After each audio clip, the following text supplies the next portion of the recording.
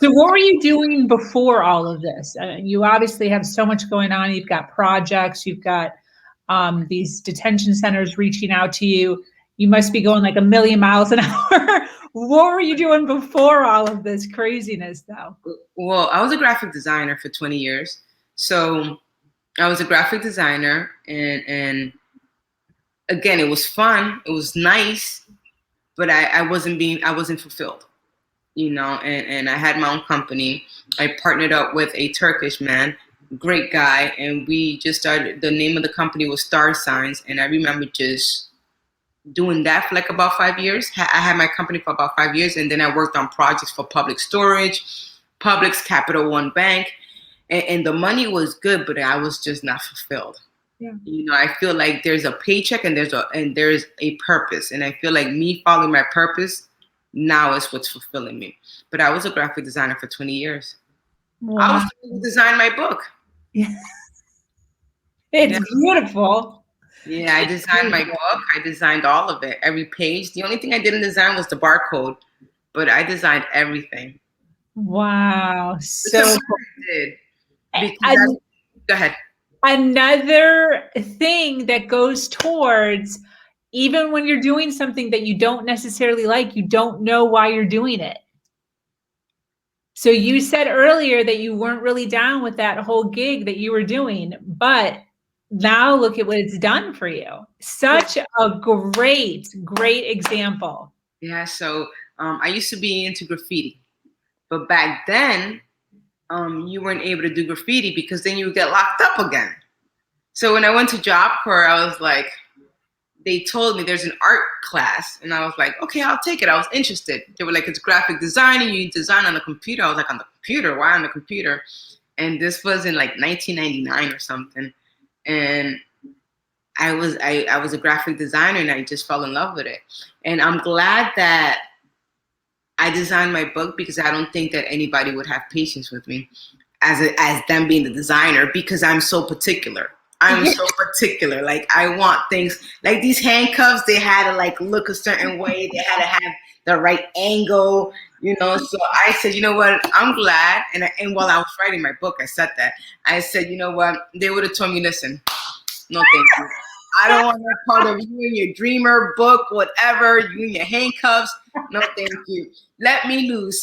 I'm not being handcuffed to you or your project. So I'm glad, because it turned out the way I wanted it to I created this. It turned out exactly how I wanted to. Wow. Turn out. So I did it, and I'm happy with it. And I designed all my things. I designed so that there's never any, I have to make another change. Yeah. Yeah. So when I do want to hire a graphic designer eventually, but they have to know how I flow. There's things that I'm very particular on how things look. Yeah. I want to give my audience the best, a good experience. 100%. I agree with you. And you know your audience more than anybody else. I know what they need. Yeah. So I heard that you are possibly partnering with the high school that you were originally expelled from. Is that true? Or did I just make that up? No, it's so I go up north to go visit my family about a couple times a year. And I have a friend out there, and he's part of an organization. And he told me, hey, listen, I have an organization, and it's for youth that dropped out of high school, and my name was all around town. And there was an amazing lady. So my probation officer's best friend, she does work with the high school. And she was like, my old probation officer was like, you got to meet this lady named Carol. So I was like, okay, I don't know who's Carol, but I'm not going to worry about it because I'm not getting locked up. So I don't care who you introduce me to now, right? So then he tells me the same thing. I need you to meet my friend. He was like, I need you to meet this lady named Carol. So I was like, okay, perfect. Let's meet Carol. And Carol is part of the high school. And she was like, listen, I've heard great things about you. I've ordered your book. Can we do something with the high school students, with the troubled teens? I said, okay. They ordered a couple of books. They ordered a few books, and I met with them every Friday. And so, yes, so the school that I got expelled from, I did the 8-week course with them. Wow. Yeah. How is that? I was a freshman, and I got expelled. They were like, listen, we can't. You got to go. And I was like, okay, bye. And I said bye because I never understood. I wanted purpose. Purpose has always been my thing. And I don't encourage kids to drop out of high school. I don't. But I think for me, I wanted to do something. I didn't understand certain things. I said, listen, I'm here 8 hours and you guys are not teaching me personal development. You guys aren't teaching me how to manage money. Yep. You guys aren't teaching me how to balance, about credit scores, about any of these things, about personal development, on how to navigate better through life. You guys aren't teaching me this. And so when I got expelled, I was okay. I got myself into trouble, but found myself in Job Corps, becoming a graphic designer and creating this book and doing okay. So, and again, my old high school hired me. So, but I think you have to be able to be in the right mindset. You can't just drop out without without a vision, right? I think it's important to just not say, okay, I'm going to drop out to do drugs. That's not okay. I dropped out because, I got expelled. So I was pushed out. Again, I think that's the first solution for, anywhere. If they do something wrong, they get pushed out and they get locked up. If you do something wrong, you get pushed out and you get out of school. Like, where's the solution? I think that they're still part of the problem, as opposed to what's going on. What's going on at home? Yeah. There's a reason why you're acting like this. This is not who you are, right? And at that age, they make you feel like this is who you are, and that's not cool. You got to be able to tell a teenager that's not who you are. How you're behaving right now is not who you really are. So what's going on? Get to the root cause. Don't look at it from the first level, from the first layer, because then you're never going to attack any issues. 100%. I totally agree. But that's super surreal. Like, when that happened, you must have just felt like complete circle, like the circle of life. Going back to the high school. Yeah. I felt, it was through Zoom. That's what started the whole thing. Yeah. I think everything has been surreal, Sabrina. I'm going to be real with you. I got everything that has been happening. I'm like, oh my God. Like, I don't think it's not even, I can't even explain. I can't, everything, the calls that I'm getting. Hey, listen, I want to do this with you. I want to, just all of it. And I'm just like, I didn't see myself in this situation.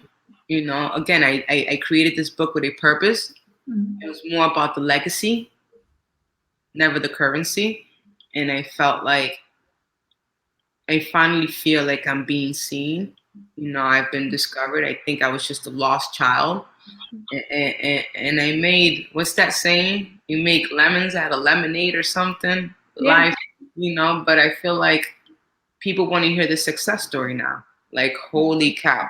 You went from juvenile delinquent to author. You went through all this, and this is what you're doing now. It's pretty cool. It's funny because God worked on my character before I got here, though. There was a lot of character transformation there because I was very egotistical. I was very cocky before, so I was young, sold drugs, thought I was cool. Yeah. And now I'm on the humble side. So it's like, is it surreal? How does it feel? And it's like, it's cool. It's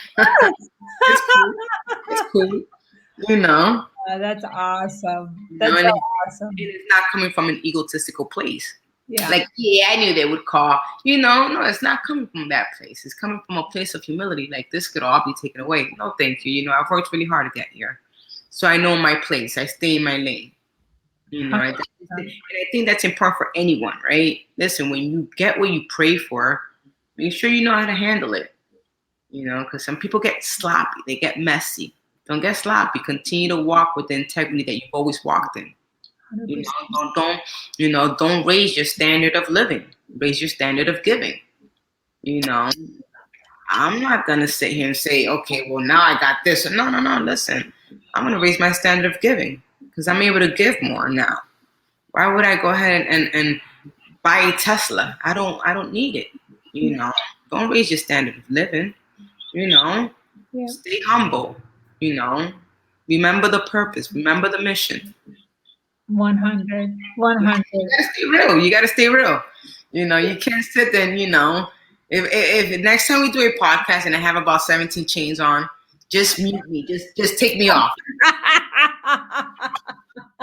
Just like literally take me off. Like that's it.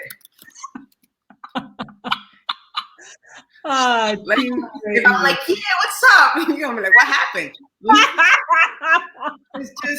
Just tell me, you know what, Michy, it was nice to see you, nice to, but no, you gotta stay humble. You gotta know where you come from. You gotta be able to know the purpose. You know, people want to make it, whether it's TikTok, right? Why do you want to be discovered? I love what you're doing. Yeah. You're trying to help people, right? And I think that people forget their purpose because now they want to do things based on validation or whatever it is. 100%.